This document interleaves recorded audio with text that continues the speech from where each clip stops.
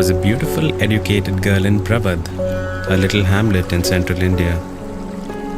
The Mistlas, Avani's parents, had arranged her marriage to Adi Shesha, the most eligible bachelor in town.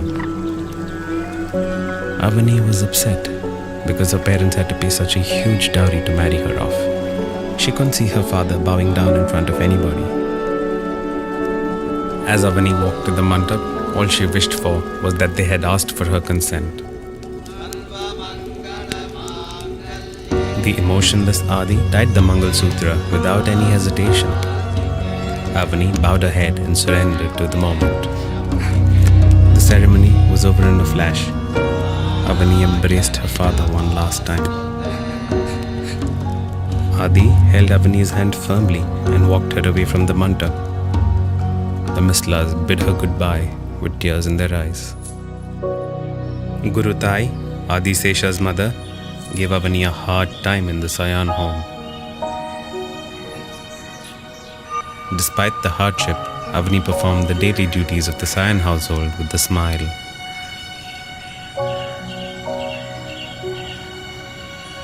Slowly but surely, Adi began to admire Avani's noble qualities. He had never met anyone so selfless. But then one fine day, when Adi left for the woods, Tai grabbed Avani's arm while she was performing the morning puja.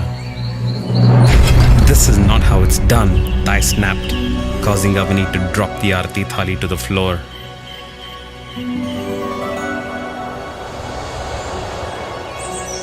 The mirror in the thali broke, alerting Avani to danger.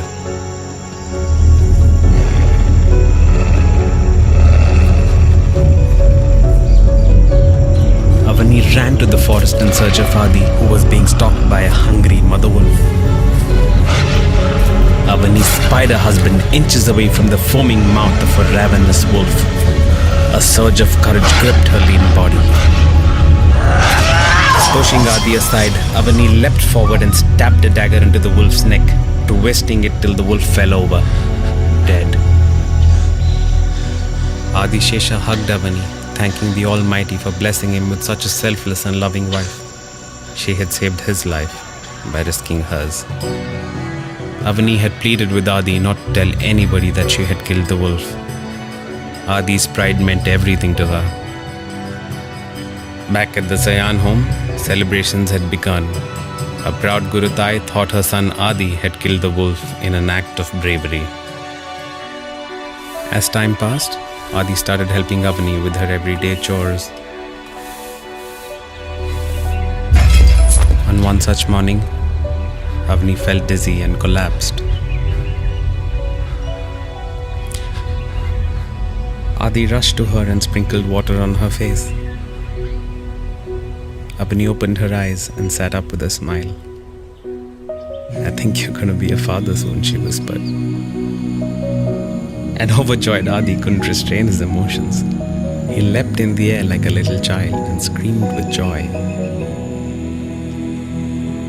He cradled Avani and swung her around ecstatically. In the meantime, Tai visited Mukh Baba to discover the sex of the child. "Stay away from the young couple. The stars aren't in your favor," he mumbled. Adi now took on the responsibility of performing all the household chores. He wouldn't let Avani touch a thing. He protected her like she was a little baby, ensuring she was always indoors. He was so worried about the safety of his child. Time slipped by and Avani was now 8 months pregnant. She hadn't left the Sayan home in a while. Adi surprised her one morning by taking her to the woods. He tied a little swing to a large shady tree and covered the forest floor with Avani's favorite flowers. Avani felt like a princess, blessed to be Adi's wife.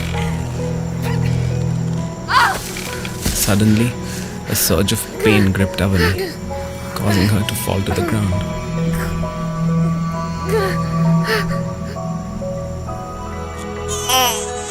And Adi and Avani were blessed with Surya, a beautiful baby girl.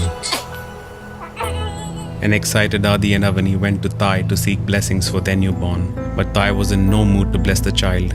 Tai had always wanted a grandson, not Avani's Surya, a baby girl. Devastated and hurt, Adi walked Avani to the woods. He couldn't believe that his own mother wouldn't bless Surya. Putting aside his pain, the doting Adi tried his best to cheer Avani by performing a little dance.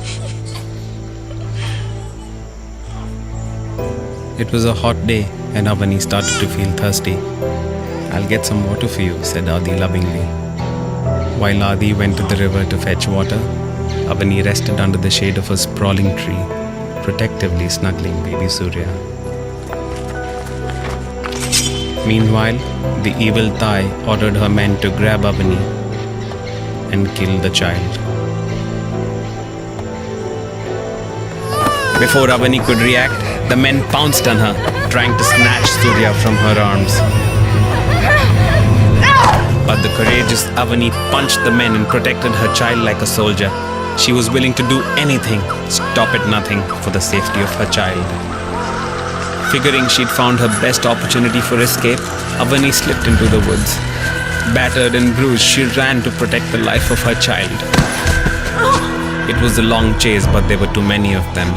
They overpowered Avani and threw her to the ground.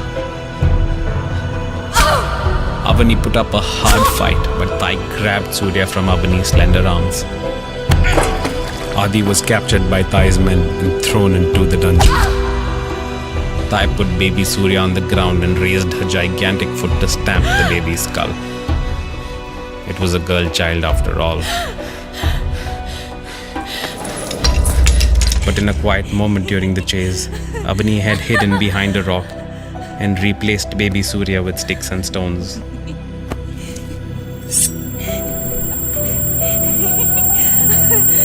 She was a mother after all.